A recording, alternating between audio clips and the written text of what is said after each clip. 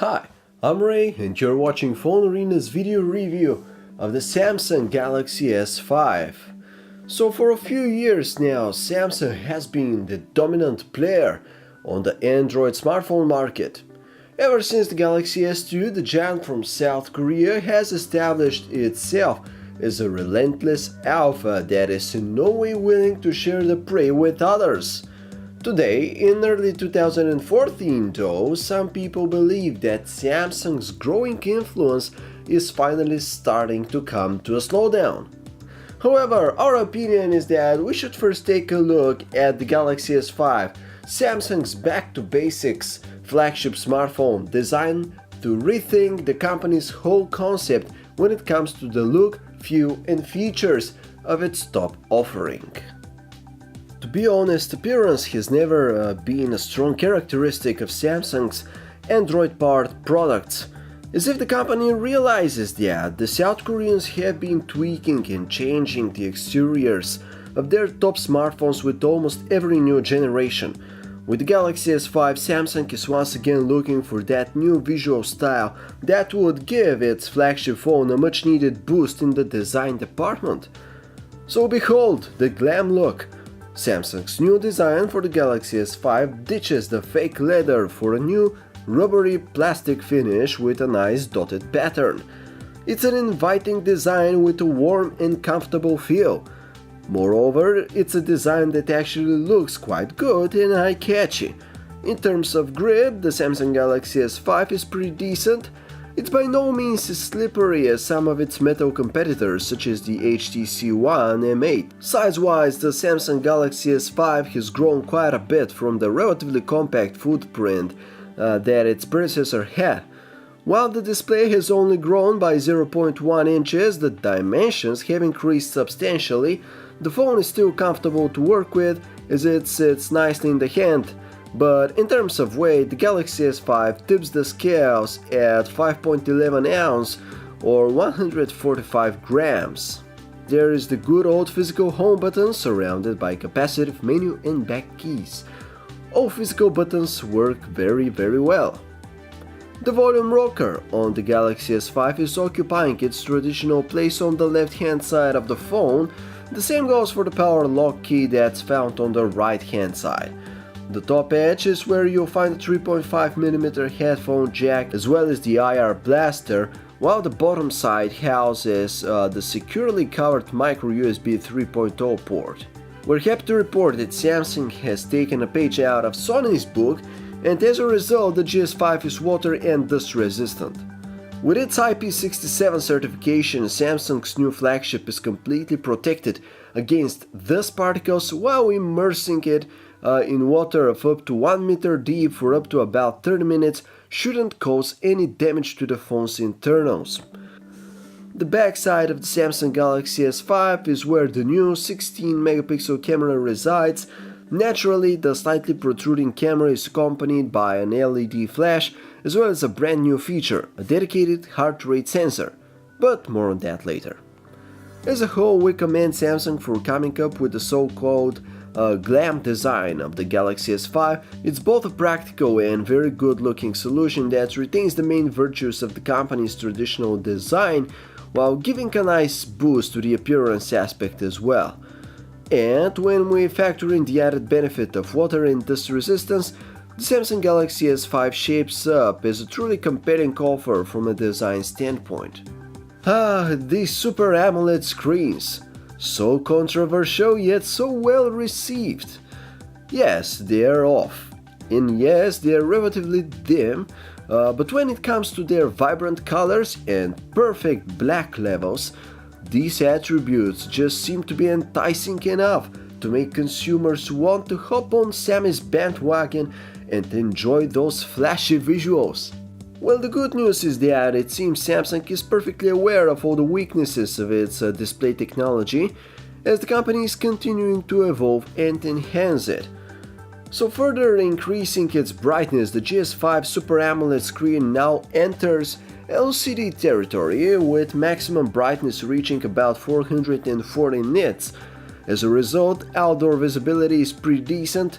However, Samsung has also thought about the opposite thing, which is how dim its display can get. In contrast to most other Android phones, the GS5 can get very dim, as low as just 2 nits.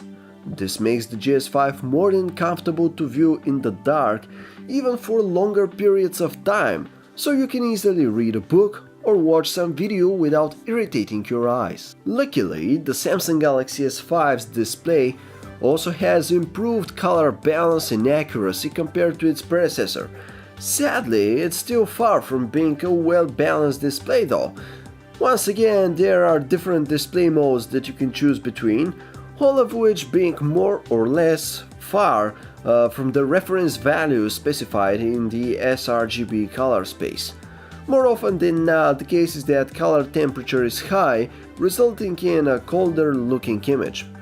The biggest problem of this display is that it has insufficient red color, an issue that's evident regardless of which screen mode you're going to choose. We have to say this is a totally new Samsung that we're seeing here in the GS5. The company's latest flagship smartphone introduces a new, vastly improved version of the TouchWiz user interface. Powered by Android 4.4.2 KitKat, the Galaxy S5's TouchWiz UI has gone through some serious visual simplification. Following recent trends, most design elements such as icons or built-in widgets now appear flat and more simplistic looking, with less gradient effects and more solid colors. The transitions used when switching between home screen pages have also been reworked, mostly for the better. All in all, the general UI aspects have gotten cleaner and simpler, but also more polished than ever before. For example, icons finally have tap effects, while response times have been brought to a minimum. So we definitely like the direction in which Samsung is taking things with this latest version of TouchWiz. Right below the 5.1-inch display, hiding just underneath the home button, is the fingerprint sensor. Being of the swipe type, the Galaxy S5 scanner works differently from that of the Apple iPhone 5s, as you actually have to slide your finger down over the home button sensor for it to reach your fingerprint. Samsung's solution also doesn't work as seamlessly as that of Apple, because getting a correct reading with the Galaxy S5 sensor depends too much on the exact positioning of your finger. To be more specific, the chances of getting a correct reading are quite low if your finger isn't perfectly vertical relative to the phone, which is rarely the case for your thumb when you're holding the device in your hand. In short, we don't see the Galaxy S5's fingerprint sensor as a suitable method for phone unlocking, but when it comes to its other function, which is to authorize PayPal purchases, we say why not? It's faster than entering a password. Another unusual feature the Samsung Galaxy S5 comes with is the heart rate monitor. This new sensor is integrated with the new S-Health application, which is designed to track a variety of health-related parameters, a new one of which being your pulse. So checking your pulse is actually very easy, at least in theory. You just activate the feature, position your index finger on the sensor, stand still, and voila, the S-Health app will tell you what your heart rate is at the moment, provided that it works fine. The idea of having a heart rate monitor in your phone is a cool one, but now that we've tested it against a popular pulse detecting app from the Play Store, it appears that the differences in their readings are actually minor. This makes us wonder if it was really needed for Samsung to include a dedicated sensor for this type of task in the GS5. Sporting the most powerful variant of the Snapdragon 801 system chip, you can imagine just how fast the Samsung Galaxy S5 is going to be. Indeed, the horsepower hiding under the hood of this spectacular smartphone is just mind-blowing. The Snapdragon 801 chipset features a super-fast quad-core Cray 400 CPU, with each core having a maximum clock frequency of 2.5 GHz. Alongside this, there's the Adreno 330 graphics processing unit. RAM amount is set to 2 GB, more than enough for any high-end smartphone right now. What we're really glad to report is that the Samsung Galaxy S5 actually treats us to some remarkably low response times, with its interface. On the storage space side of things, the GS5 comes with either 16 or 32 GB of internal memory, but for those who require more, there's always the option of installing a microSD memory card. As with any other Android smartphone nowadays, the Google Chrome browser comes pre-installed on the Galaxy S5. However, it has been replaced by Samsung's own browser as the primary app for the purpose. To tell you the truth, both internet browsers have come a long way, and exactly which one you're going to side with for your internet surfing needs depends purely on your subjective or stylistic preferences. Samsung's own browser app is impressively fast, while navigation around websites is extremely smooth and quick. If you enjoy the benefits of a 4G LTE network, then you'll be happy to know that the Galaxy S5 has support for LTE Category 4 with theoretical downlink speeds of up to 150 megabits per second, as well as uplink speeds of up to 50 megabits per second. If you aren't that lucky to have access to an LTE network, you'd still be able to make use of the phone's HSPA Plus connection with theoretical download speeds reaching 42.2 megabits per second and a slightly more modest maximum upload speed of up to 5.76 megabits per second. A brand new feature here is Download Booster. What it essentially does is to combine the speed of a local Wi-Fi hotspot with that of the cellular network in order to achieve an even better, faster connection. Samsung's phone cameras are usually among the very best ones available, and we have every reason to think that the one in the GS5 would further cement this position. Equipped with a new 16 megapixel camera with a relatively large 1/2.6 inch sensor and an aperture of the f2.2, this already shapes up as a rather formidable camera module. The individual pixel size of the shooter is 1.12 microns, suggesting that digital noise should be kept at reasonable levels. What's more, Samsung is throwing in some innovation here as well by including face detection autofocus, an autofocusing technique that allows the camera to adjust the focus based on an analysis of the light that enters the sensor rather than the contrast between pixels. The Samsung Galaxy S5's camera application has thankfully been reworked and is now much more streamlined than the one that came with the GS4. Most importantly, there's a new grid option menu where users can easily see most of the camera settings at a glance. And as you can expect from Samsung, there's a plethora of different options in settings, including ISO, effects, metering, white balance, timer, HDR stabilization, and more. The camera modes menu has also been greatly simplified. A newcomer here is Virtual Tour, which allows you to create virtual tour experiences similar to Street View in Google Maps. So the Galaxy S5 has an excellent camera. The images produced by it have a wonderful detail level, everything looks exceptionally sharp and fine. Colors are more than realistic, neither too warm nor too cold.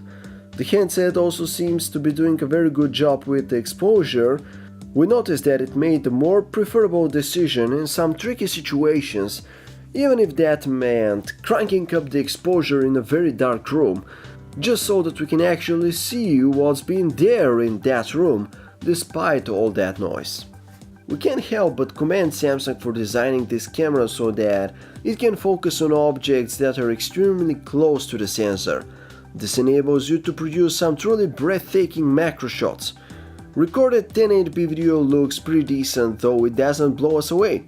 Details and colors are fine, but you can really feel the lack of optical stabilization, as the image is quite jerky. The GS5 also lets you record 4K video, which naturally has better resolution, but all in all, there is nothing to write home about in this respect. The music player of the Galaxy S5 is fresh and inviting, just as most of the other apps on the device. It can filter your musical content in a variety of ways, including folders, which is always welcome. The GS5's player comes with a mandatory set of sound enhancing tools like Sound Alive, audio effects, adapt sound, and smart volume. The sound coming through the speaker is very powerful and actually pretty deep. for a phone speaker. Sadly, the earphones that come in the retail box aren't as impressive as they tend to deliver a mostly flat, lifeless sound. Naturally, the Galaxy S5 is a true multimedia powerhouse. As you can imagine, the 5.1-inch Super AMOLED display is perfect for enjoying video or games. The contrasty visuals as well as the extremely vivid colors make content appear quite fancy and eye-pleasing. The Galaxy S5 is an OK performer in the call quality department. Loudness through the handset's earpiece is just enough, but it tends to sound a bit muffled. Though the experience is bound to vary depending on the networks and carriers involved in the conversation. The opposite side is also going to enjoy more than decent tone strength, but instead of having a muffled taste, those tones gravitate towards the sharp side, with high frequencies being substantially boosted. The Galaxy S5 packs a juicy 2800 mAh battery. Official statistics claim that the Galaxy S5 would be able to deliver the remarkable 21 hours of talk time and about 16.2 days of standby. Meanwhile, continuous web browsing is rated at 10 hours and continuous video playback time is rated at about 12 hours. Samsung has added a compelling new set of features here: power saving mode and ultra power saving mode. The former is pretty straightforward. It limits the phone's performance in order to save battery energy. The ultra power saving mode is more intriguing. What it essentially does is to disable non-vital phone features and leave you with a phone that has just the basic set of functionality enabled. With the Galaxy S5, Samsung is staying true to its typical design language. However, the company has further enhanced the exterior of its product, making it look eye-catchy, all the while preserving the comfort that comes with a fine, textured plastic design. The Super AMOLED display has followed a similar path, as it presents us with a nice improvement over the panel that was available in the GS4, although it's still not going to appease display purists. The software is where a lot of the changes have really happened with the Galaxy S5. TouchWiz has become more streamlined, modern looking and polished, and thankfully there's less focus on gimmicks and more focus on real, life-enhancing features with this version of the software. Sadly, neither the fingerprint sensor nor the heart rate monitor are groundbreaking or particularly well implemented features, but they're still useful and can be actively utilized in the everyday experience with the phone. And the camera? Well, the camera on the Galaxy S5 is more than a well-rounded performer. It's actually spectacular, allowing you to create some very attractive macro photographies. At the end of the day, Samsung is staying true to its winning formula with the Galaxy S5, but the company has made some welcome, much-needed refinements, mostly involving getting rid of redundancies and focusing on what really matters, and that is the quality of the user experience.